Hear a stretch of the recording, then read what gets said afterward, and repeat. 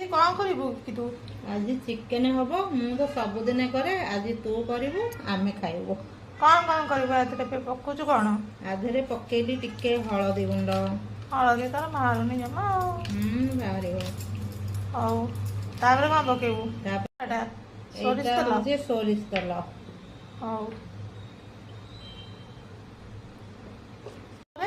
ଏଇଟା ହଉଛି ଟିକେ ଦହି ଟିକେ ପକେଇବ। ଦହି ପକେଇଲେ କଣ ହବ? ଦହି ପକେଇଲେ ଟିକେ ଟେଷ୍ଟ ତାର ବହୁତ ବଢିଆ ଆସିବ।